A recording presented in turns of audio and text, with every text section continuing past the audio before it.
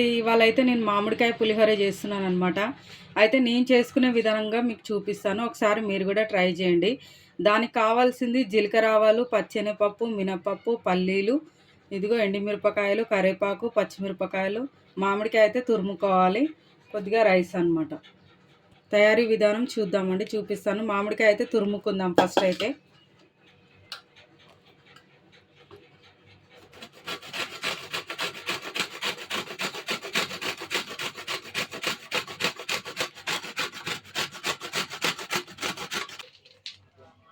కొద్దిగా పల్లీలు,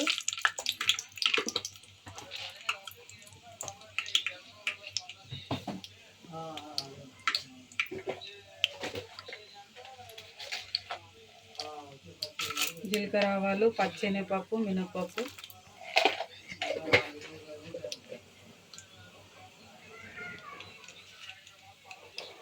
కొద్దిగా ఎండుమిరపకాయలు,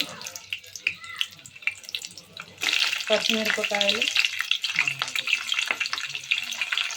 కరివేపాకు అన్నీ మంచిగా అన్నీ వేసుకున్నాం కదా.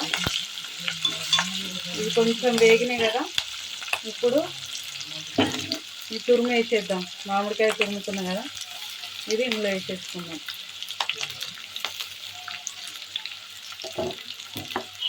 అందులోనే కొంచెం పసుపు, రైస్కి సరిపడా పసుపు,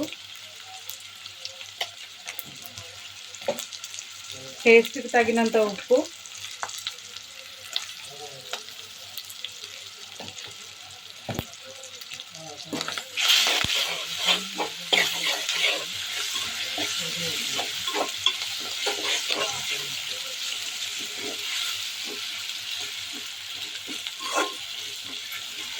కొంచెం మంచిగా మగ్గనిద్దామండి. ఇప్పుడే వేసుకున్నా కదా నేను తురుము అనేది. కొద్దిగా మంచిగా మగ్గింది కదండి. ఇప్పుడు రైస్ వేసేసుకున్నాం ఇక సరిపడా.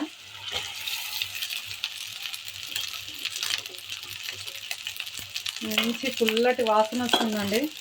ఇప్పుడు రైస్ వేసుకోవాలన్నమాట.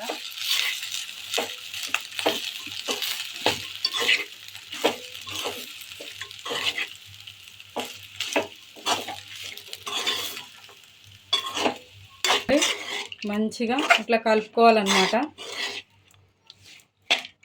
అయిపోయినట్టే అండి. తీసి ఒక గిన్నెలోకి అయితే వేసేసుకుందాం. మామిడికాయ పులిహోర ఈజీగా ఎలా చేసుకోవాలో చూపించాను కదా. నేను చేసుకునే విధానంగా అయితే మీకు చూపించానండి. టేస్ట్ మాత్రం సూపర్ ఉంటుంది అనమాట, అదిరిపోతుంది. ఒకసారి మీరైతే ఖచ్చితంగా ట్రై చేయండి. నా ఛానల్ ఫాలో అవుతూ ఉండండి. ఇందాక చూసిరు కదండి మామిడికాయ పులిహోర ఎట్లా చేసుకోవాలో నేను చేసుకునే విధానంగా అయితే మీకు చూపించాను అనమాట. టేస్ట్ చాలా బాగుంటుందండి. ఒకసారి మీరు కూడా ట్రై చేయండి. ఎలా ఉందో కామెంట్ పెట్టండి. ఓకేనా అండి. నా ఛానల్ ఫాలో అవుతూ ఉండండి. బాయ్.